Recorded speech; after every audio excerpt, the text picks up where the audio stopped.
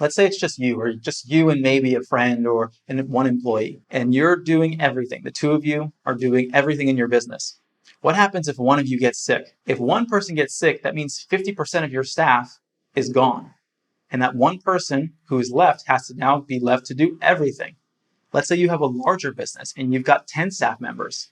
What happens if even 2 people get sick in that situation? That's only 20% of your staff.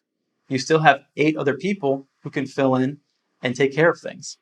It's very rare in a situation where you have a staff of 10 people for 5 people all to get, to be in a situation where they're either injured or sick or, their car breaks down all at the same time. Not to say it's never happened in the history of food service, but it's very, very rare. It's more often that one person in a staff of 2 people would get sick than 5 people in a staff of 10 people at a given period of time.